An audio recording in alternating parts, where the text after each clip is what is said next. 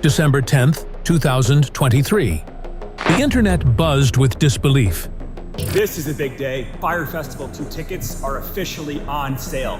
Fyre Festival II is coming back to the Caribbean. Received over $110 million applications for people who wanted to come to Fyre 2, and that included a number of people who were bidding on or applying to buy a $1 million Fyre ticket. The actual experience exceeds all expectations, and is something that's hard to put into words. All these things that may seem big and impossible are not. It gives people that type of energy, that type of power. Just years after the name Fyre Festival became synonymous with catastrophic failure and criminal fraud. One of the founders of the failed music festival that drew headlines earlier this year is now facing fraud charges. Fyre Festival, and this thing was a complete disaster. It's an absolute circus. An absolute disaster. Episode, I am stranded in the Bahamas. A new announcement emerged from the digital ether. A slick, albeit cryptic, social media post hinted at Fyre Festival II. Fyre 2 is real. My dream is finally becoming a reality. Fyre Festival II tickets are officially on sale. The original Fyre Festival, promised as a luxurious Bahamian music experience, had devolved into an island nightmare of FEMA tents. Basically mattresses laying on the ground, wrapped in plastic. The ground, they had laid down carpet in the tent, but it was soaking wet. It was supposed to be like the most insane festival the world has ever seen. Cheese sandwiches and absent headliners. Cheese sandwiches that were served for dinner. Dollars were greeted with tents and soggy sandwiches. We had no electricity, there was no showers, there was no bathrooms, there was no running water. The mastermind behind it all, Billy McFarland, was convicted of fraud and sentenced to prison. The organizer behind the disastrous Fyre Festival in the Bahamas has been arrested. How then could this be happening again? Had McFarland truly learned anything from his past? Hey guys, it's Billy McFarland. As you might know, I effed around. And because of that, I definitely found out. You might have guessed, but I'm working on something new. This time, it's a little crazier, but a whole lot bigger than anything I've ever tried before. Everyone remembered the chaos, the lawsuits, the documentaries exposing the lies. So, why would anyone, including McFarland himself, dare to resurrect this toxic brand? Was this a sign of unimaginable ego, a calculated attempt to exploit the morbid curiosity of the world? Or was there something else at play? What could possibly motivate this second chapter in the Fyre saga, and who in their right mind would buy a ticket? So who wants to try again? Billy McFarland does. He says Fyre Festival II is coming to an island in Mexico. Officials there say they don't really know what he's talking about. You say we might have. So I think what makes Fyre so cool is that we are selling the experience of Fyre. I want to be one of the first festivals that can sell out with no artists. But you do have them booked. We're announcing the artists over the next few months, so I'm not in charge of booking the talent. He is doing the exact same thing again. Like, this guy, he is legitimately, to his core, a scammer and nothing else. And people keep giving him money. Billy McFarland, the charismatic but ultimately fraudulent founder, had managed to convince investors and thousands of attendees to pour millions into a non-existent luxury event. So did you, at the time, knowingly lie to the backers to get their backing? I knowingly lied to them to raise money for the festival, yes. So we had something called the Urgent Daily Payments Document, and basically it was this Google Excel sheet that I'd wake up to every morning, and essentially it was a list of payments that we had to make that day, or else the festival couldn't proceed. That was kind of the instructions that the team had in that document. So bank wires close, outgoing at 4 o'clock. So I wake up at 9, I have, a few hours to get the money in, and a few hours to get the money out.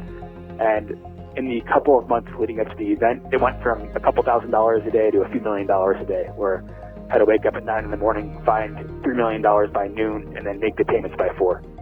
His weapon? A carefully crafted illusion of exclusivity and a masterful use of social media hype. The Fyre Fest trailer starred top supermodels like Bella Hadid and Emily Ratajkowski, and when you look at their Instagram posts, it looks like they'd be attending. Hundreds of artists, actors, and models made it seem like they would be there, even though none of those celebrities were actually planning to go. He paid Kendall Jenner $275,000 alone. The public had no idea. In December 2016, over 400 of Instagram's top celebrities posted an ominous orange square with a link to the Fyre Fest announcement trailer. It was everywhere, and it did exactly what Billy wanted. He kicked us off one shot. Like, no questions asked, they were kicked off. 6 or 8 weeks out, he had to find a new location on a neighboring island. How could someone who defrauded so many people be allowed to attempt something similar again? Had he paid his dues sufficiently in the eyes of the public and the authorities? Concert goers stranded with little to eat and just tents to sleep. The Fyre Music Festival creator now arrested and charged with wire fraud in a separate case. He allegedly presented fake documents to induce investors to put over $1 million into his company and the fiasco called the Fyre Festival.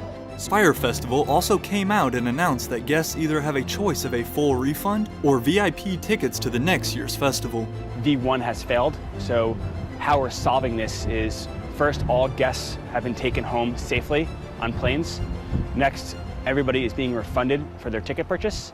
And then everybody is getting a comp ticket to Fyre Festival 2018. That 2018 festival, thankfully, never happened. Billy was also charged with multiple accounts of fraud, and back in 2018, he was sentenced to 6 years in federal prison. The details surrounding Fyre Festival II remained shrouded in secrecy. The location was yet to be definitively revealed.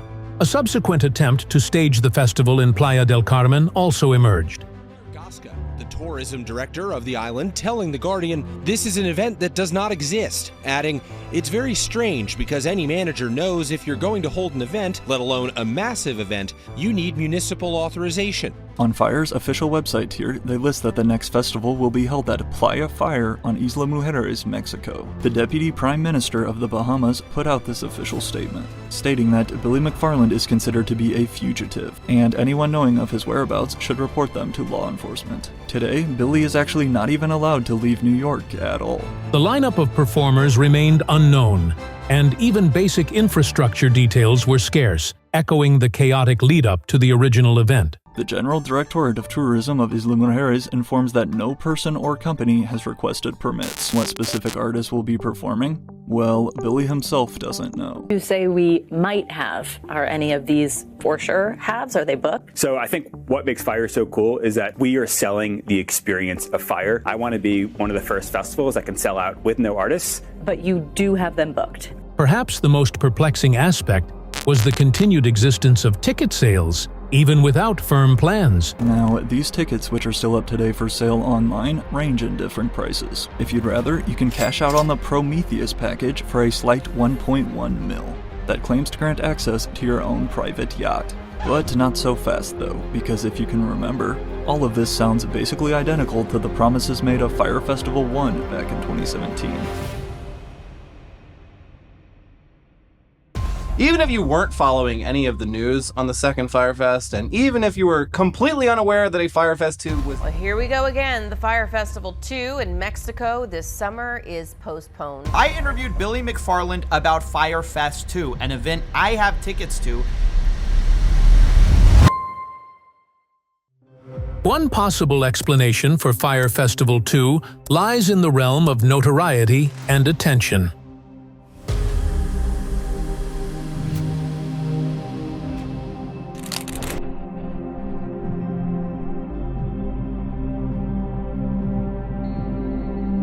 McFarland's name is now infamous. Could this second attempt be a calculated move to capitalize on that notoriety? Perhaps he believes that even a spectacular failure, again, would generate significant media attention and potential financial gain through documentaries, interviews, or other ventures.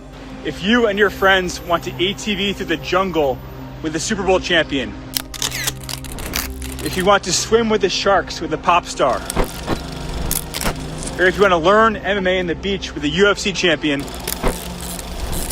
DM me and I'll personally help you and your friends get set up. Another possibility is that McFarland was attempting to portray a narrative of redemption. A lot of people consider you to be the ultimate con man. What do you consider yourself to be? I was wrong. So I messed up, and I was so driven by this desperate desire to prove people right. He might have hoped to rewrite his story and rehabilitate his image. However, given the scale of the original fraud and the lingering anger of the victims, this seemed like an incredibly difficult, if not impossible, task. I might have a second chance, but if I don't, I understand, and I committed far more ethical, moral violations than most people do in many lifetimes, so I get that if that was my one shot. The announcement of Fyre Festival II was less about a potential event and more about the audacity of a convicted fraudster daring to re-enter the spotlight in such a blatant way. However, the recent news of its indefinite postponement, after struggling to secure a viable location, adds another layer to this bizarre saga. It underscores the fundamental questions about McFarland's ability to execute any legitimate event and the lingering impact of his past actions. Hey guys, it's Billy McFarland, and yeah, I decided to hop on Cameo, but this is just for a few weeks. I owe a lot of people money, so a piece of every call is going back to restitution, as well as people I owe in the Bahamas. Was this entire endeavor just another way to generate buzz and potentially extract money before inevitably collapsing? Or is there still a sliver of a chance that McFarland genuinely intends to deliver something this time? The world continues to watch with a mixture of morbid curiosity and a growing sense that history, indeed, might be repeating itself in a predictably chaotic fashion.